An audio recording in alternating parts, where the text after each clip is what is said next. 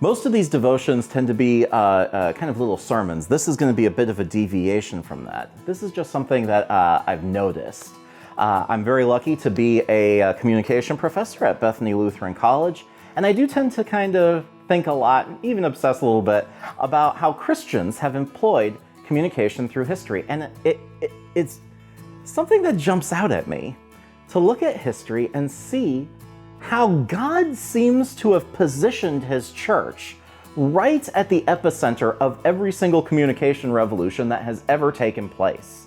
Egypt is where writing really managed to explode, and a huge number of institutions became highly dependent upon writing. They expanded the system of writing using hieroglyphics and really developed it.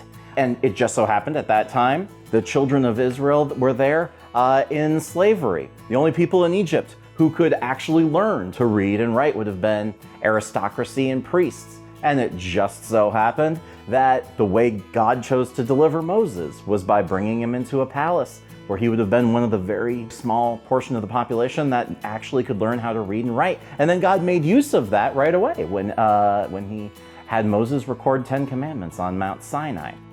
The children of Israel got to the promised land, and there they drove out all the peoples, but there was one group that God didn't instruct them to remove, and that was the Phoenicians. And it just so happened that at this exact same time, the Phoenicians were developing an innovation concerning writing called phonics, where all of a sudden the alphabet went from tens of thousands of characters to a much more manageable 22 for their system. The Phoenicians simplified writing and made it so that it could apply across a whole bunch of cultures. It was much easier to record information. It was much easier to get information. And Israel and Phoenicia were besties. They did everything together, shared people, shared wars. They were very good friends, and most importantly, shared a language. We have the Old Testament recorded in Hebrew because of the Phoenicians and their development of phonics, and God's church just happened to be centered right there.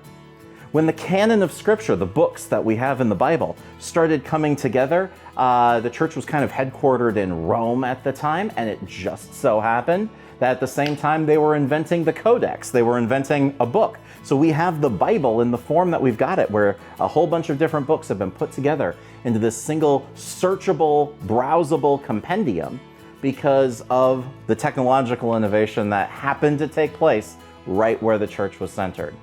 If you're a Lutheran, you already know this one. The printing press was invented in Germany just in time for Martin Luther to write 95 Theses and a small catechism and share it with the entire world. The gospel has been dwelling here in the United States as we developed radio, and thank goodness we developed radio. My grandma came to faith listening to a radio broadcast. God throughout history always positioned his church right at the center of every single communication revolution that ever took place. It gives us a way of thinking about the importance of the message that we share. God places a huge amount of emphasis on the need for us to spread the gospel. There is a message for every human being that you cannot save yourself, that you are worthy of the punishments that you fear after death, but that God loved you so much that he sent his only begotten Son to take the punishment that you deserved, to live the life that you should have, and at the end, to turn all the credit for that life over to you. It's no surprise, maybe, that we've been at the center of every single communication revolution, since the sharing of that message is so foundational to our faith, to our hope, and to our lives. Now, whether this moves you to faster embrace the next communication revolution, I don't mind one way or another, but hopefully it does bring something to the forefront. Hopefully it plants right at the front of your brain the urgency, the need, and the fun that comes along with introducing someone new to Jesus. The goal of Peace Devotions is to share the peace of Jesus with the world. You can support our ministry by sharing these videos, praying for our pastors, and donating at els.org/donate.